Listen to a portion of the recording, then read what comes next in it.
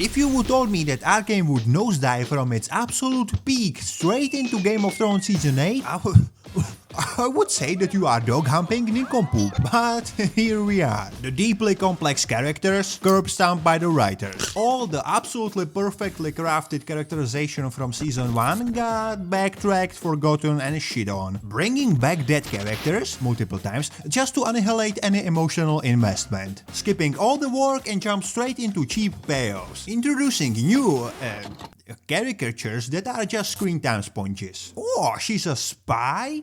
I wonder where that's gonna lead.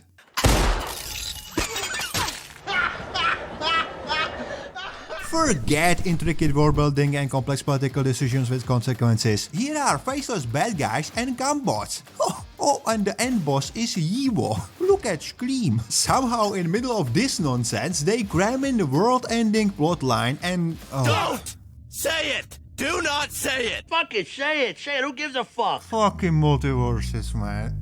You know what, why not? Why not? It's like they spawned a wheel labeled words that ruin everything and then just decided to use them all. Every fight scene is stuffed with plot armor, characters acting like morons, visuals so over the top it's like watching a toddler puke crayons.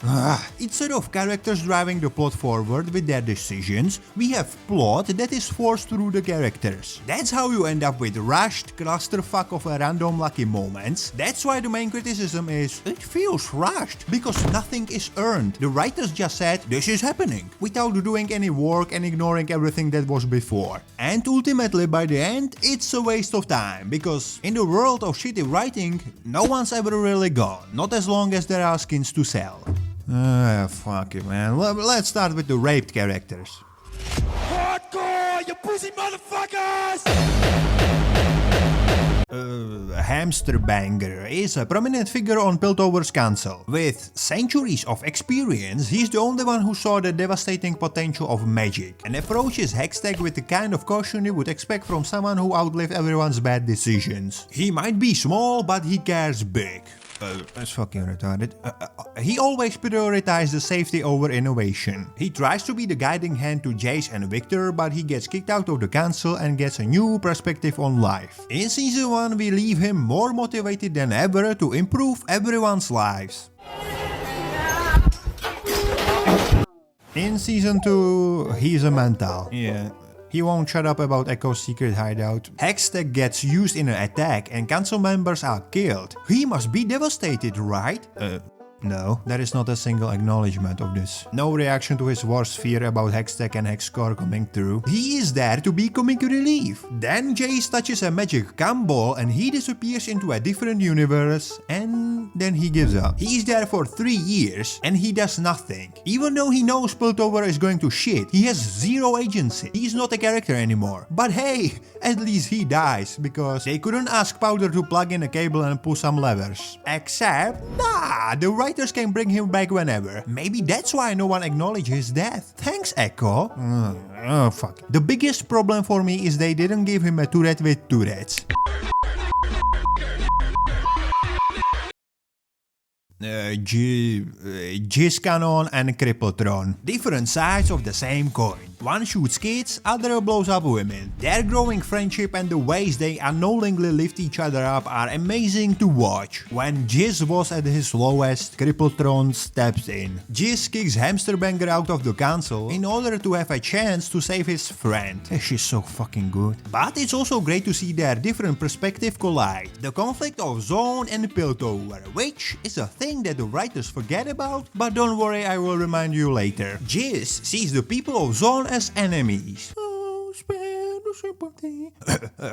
Crippletron reminds him that he's from Zone 2, and the people down there don't have many options. Jizz blasts some kid, which I don't know what is the problem. The kid was clearly a ginger. Anyway, after that little taste of what the war would look like, Jace realizes that he has to prevent the war at all costs. Victor realizes that the Hexcore is a disaster waiting to happen, and then we get arguably the best contextualized line in the whole series. In the pursuit of great, we fail to do good. Even though they are inventing teleporting gates and swinging blaster hammers, at its core it's just a story of two guys trying their best. And that's exactly why people love it, because it's simple and relatable. So, in season 2, it turns out that Victor is time-traveling universe hopping Jesus mage, and everything went to shit because Magic Combo may or may not told him to create army of sex bots. That is the most mentally retarded thing I ever got. In the context of Camlord wiping out humanity, the war doesn't matter. Y and Jinx versus Camwolf Wender, Caitlyn and Mel versus Ambessa. Nice catch, idiot. It's all completely meaningless. Cam robots could have just climbed the tower. Victor can fly, he can also teleport, but the flying is enough. No one could stop them. Victor would tap into Evo and bam, stunlock everyone in the submission. No need for dramatic fight. Victor could have just rolled up, snapped his fingers and game over. Alright, hold up! Why is Victor keeping Jizz around? Jizz Cannon shot him without hesitation, hoping it would kill him. By the way, it didn't kill him because Singe is there. This didn't kill him because Singe makes sense. At the end of episode 8, he goes full Come Jesus mode, and half of the finale is meaningless bullshit, and in that time frame, we get world-ending plot going, we learned about time travel and universe hopping, no one knows if Victor is fully controlled by the Arcane or if the Arcane controls him just a bit. It's such a fucking leap, and it happens way too fast. Who structured this story? Retard? He gives Jace a bunch of different runes instead of, I don't know, telling young Victor directly what went wrong, or maybe just letting Jace die. That way there is no hex stack. Or just destroy the hex core yourself. How many universes are there? Because if it's infinite, why bother saying that? Remember when it was just two dudes doing their best? I can't take it anymore! I just wanna die! From a storytelling perspective, the conclusion of Jace and Victor's story is not about Jace convincing Victor to stop through the power of their friendship. Victor stops only after Echo throws a bomb into his face. That's the thing that saves everybody. Great story. Also, this whole time Jizz could just touch him and he would see the future and stop? What the? What? Oh, and they completely fucked Jace's character before his Buddy adventure. He is absent from all the council meetings where they decide to occupy Zone. He doesn't care about the war. He doesn't care about the fact that there is a terrorist with a hextech weapon. He doesn't care about Hitler in plan to use Zyklon B on Zionists. Zonists. Jizz is done.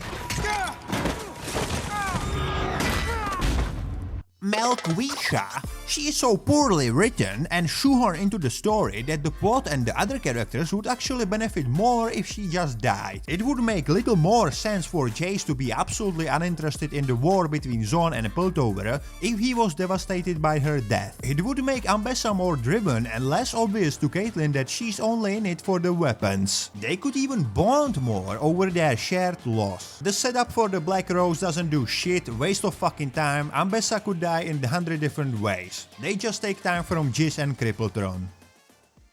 Echo.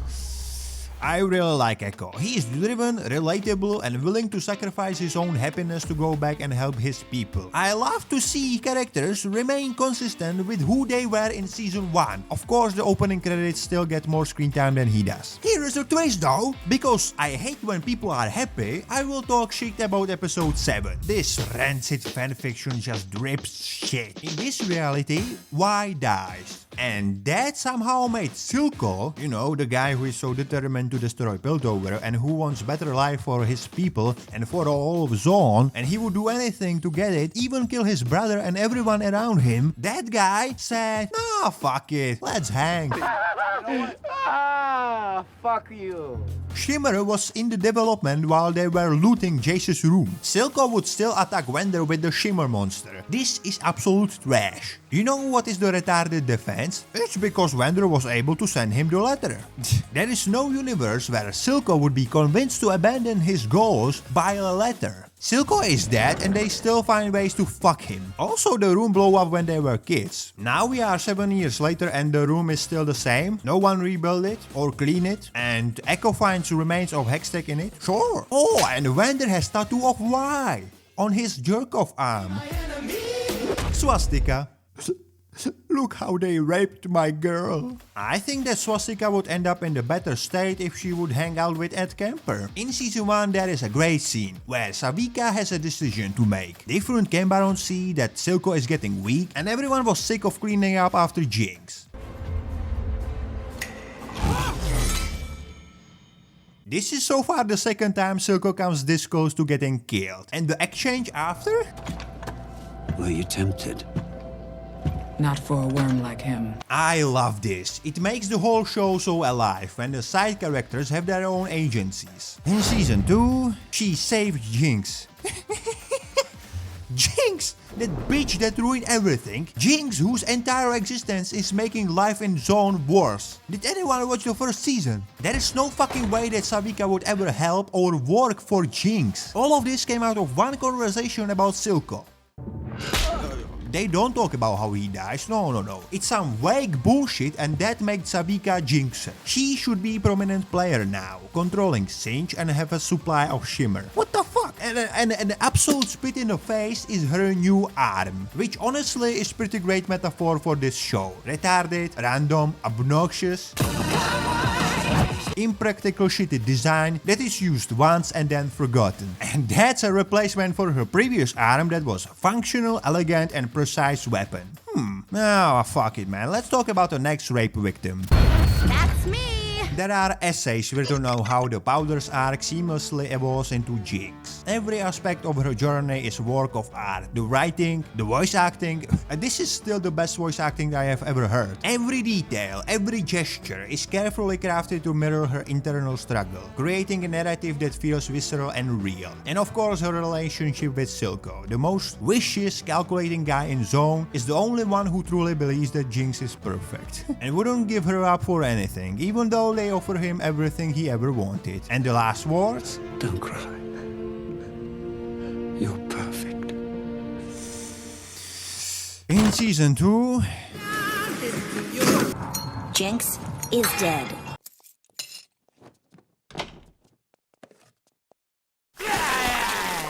There you go.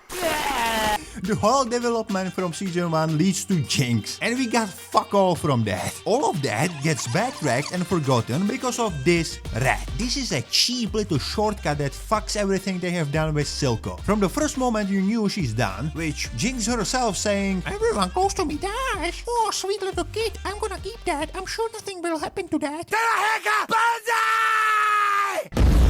Brilliant. The rat is just plot device and I absolutely hate how lazy and manipulative this shit is. Okay, let's pick a kid. A girl, obviously. Weird little powder thief, big eyes, little Timo head, and just to crank up the pity meter, give her Lou Gehrig disease. Or just make her deaf. They knew there is no time for character development, so they maxed out the manipulation. You cheap fucking fucks. The whole death scene doesn't make any sense. Jinx gets knocked back by Wender, Noxus soldiers are closing in, and the writer says, "Now little girl, kill yourself." Even though Jinx is not in danger at all. In fact, she's so far away from Wender, she can barely see the little rat running towards him. She is so far away that the explosion from the balls doesn't affect her at all. Her death scene and the whole existence is retarded, contrived bullshit that not only ruins the emotional weight of season 1, but actively insults intelligence of anyone who cared about Jinx. And just like that, Jinx is now misunderstood anti-hero. Forget the fact that she was shooting kids. Forget the fact that she was bombing people and she has the biggest kill count including a bird. Fuck all of that. She faces no consequences for most of her actions. She just keeps on going, ruining lives, and somehow the narrative paints her as a symbol of rebellion. Somehow there are these retards who paint themselves blue and calling themselves Jinxers. She is the reason why they gas you, motherfuckers. She is the reason why Zone is under occupation. What benefit Zone got from Jinx bombing the city and hurting innocent people? What was the point of season 1 to build Jinx into a brilliantly flawed, complex character? And of course, no one's ever really gone. Why? did you fuck me? It's really hard to pick a character who got raped the hardest. But why is up there, man? She ends the season 1 with the realization that there is only Jinx. They caught up with the Jinx. Anyway, they fight. There are multiple times where they both got the kill shot, but they don't take it. Like, just crush her head, you know, you won. Oh, fuck it. At the end, though, Y goes for it. Oh, now she goes for it. Oh, okay. You can't have it both ways. Y wouldn't kill her, and Y is going for the kill shot. Also, she could just arrest her there. Like, fuck it, man. Anyway, big boom happened, and Caitlyn says Y is a bitch. And Y just gives up on everything. That's a first rape count. She can still go after Jinx. She wanted to go alone anyway. Why not go after Jinx? Well, new skin. Oh, okay. There are still people in Zone who need help. Why not help them? New skin. Oh, okay. She could still talk to Caitlyn. New skin!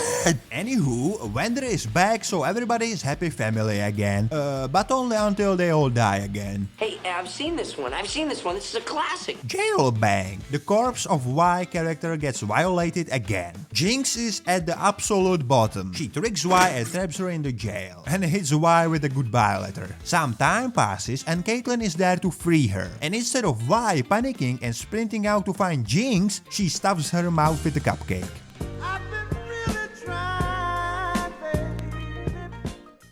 Allahu Akbar! Last annoying part is the Wender dying. Again. And while losing her shit.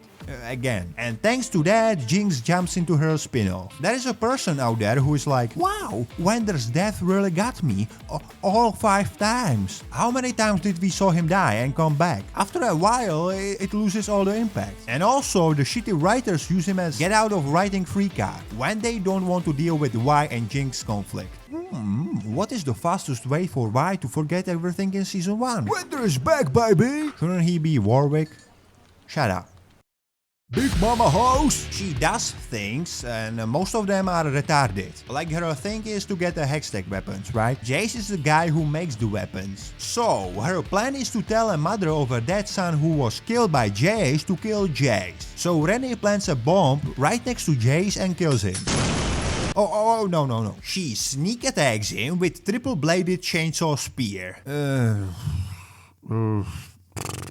The insane level of plot armor in this sequence and the fucked up editing could be another whole video. Ambessa is using this to stir up the conflict, but then she made up a story about assassins and no one checked if it's true. So why not just do that? Why put Mel and the only guy who makes Hextech weapons in danger? Big Mama Alex Kate to be a new Hitler because every time she went to Zone, she succeeded. Oh wait, she failed every time. But no one cares, Heil Hitler I guess. And in the end, she just blindly trusts Crippletron that he will do as she commands because of reasons.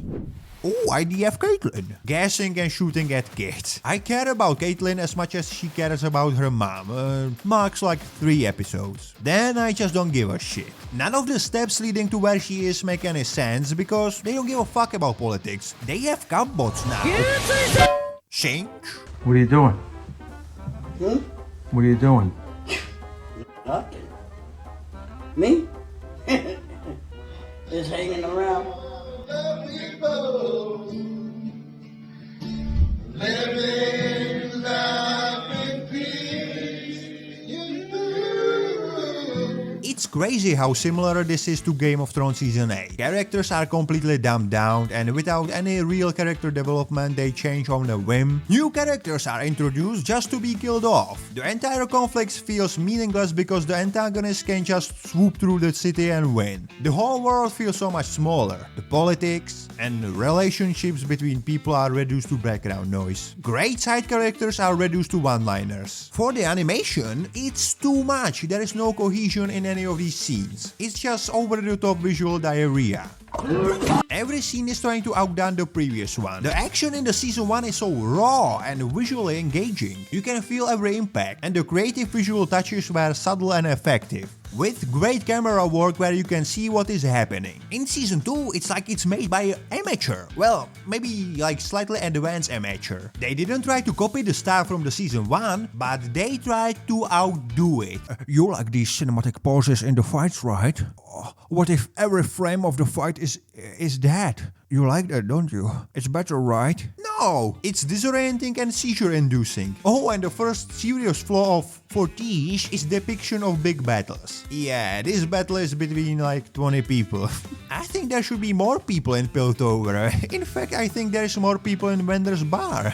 The creators obviously wanted to move on to other things. It's pretty clear from the interviews they had this huge world in their heads and they want to tell all these different stories. And unfortunately, Piltover got a shit end of the stick. Every character except Singe and Echo got raped, everybody forgot what happened in Season 1. Like, Firelights are on the Jinx side. Do you guys remember when she killed your friends while working for Silco who was destroying your city? Chemtech Barons are wiped out in the music video. There is so much plot armor in every fight, it's exhausting to point out. When you compare the Red scene and Powder scene, they didn't have to show flashbacks. They didn't have to crank up the shitty song to manipulate your emotions. They just had good writing. Now the ultimate theme is forgiveness. Silco and Wender conflict of ideals? Just forgive him. Why and Jinx complex relationships? Just forgive her. Jinx killed your friend? Just forgive, bro. Jinx killed your mom? Who cares? Man, it sucks that I'm right about everything, and unless you are like a stupid child or a woman, I don't get how you can like this. If you do, you are complete fucking retard.